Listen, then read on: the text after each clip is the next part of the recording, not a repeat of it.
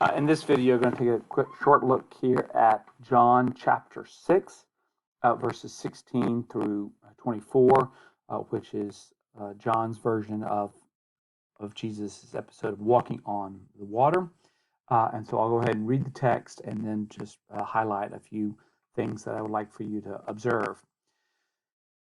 When evening came, his disciples went down to the lake, where they got into a boat and set off across the lake for Capernaum.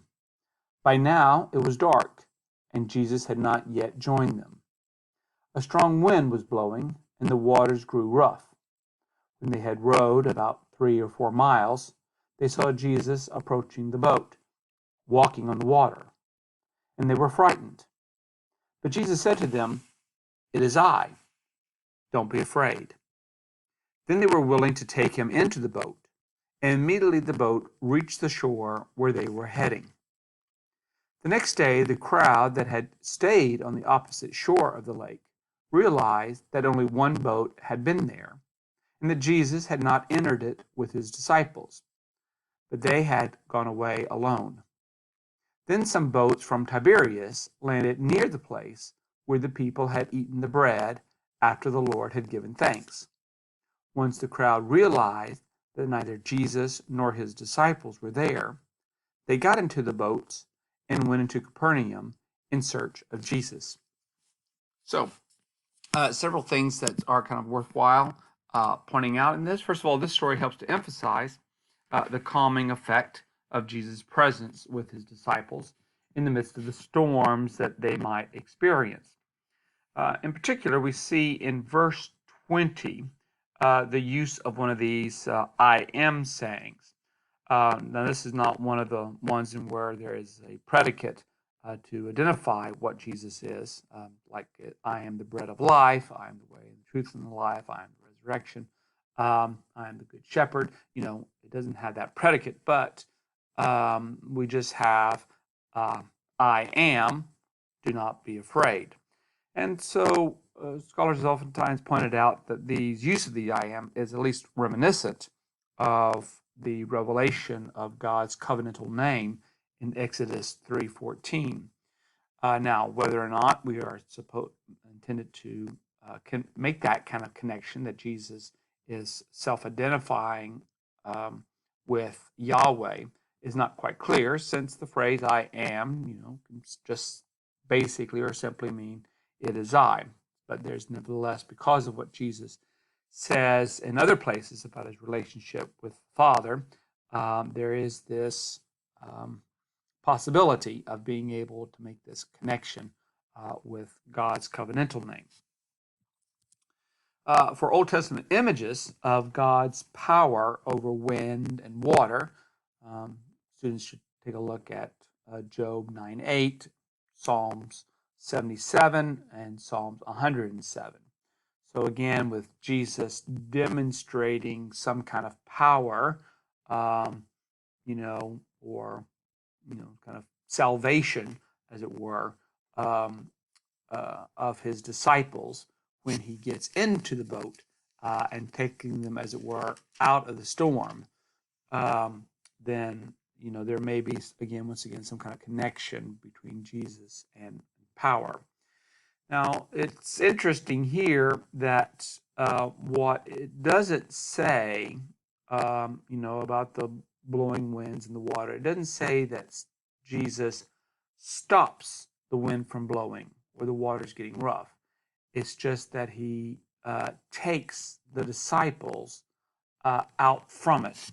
So that's kind of an interesting distinction in the way in which this story is told. The formula is used of this I am saying is used as part of a larger theme that concerns Jesus' true identity. So here we may be getting a kind of a glimpse of Jesus once again being identified with God's power as he is identified through much of the Gospels with the idea of God's wisdom. We have some boats had come from Tiberias, verse 23. So a little bit about Tiberias. Tiberias was a city that was built around 18 AD by Herod Antipas. to honor its benefactor, who was the Roman Emperor Tiberius. One of the other strategies for Herod Antipas to build cities like this is to attract outside investors into the region of Galilee. So his father, Herod the Great, had already done this by building some cities in order to attract Gentiles, as he would give them land, having taken land from Jews, trying to build larger agricultural farms.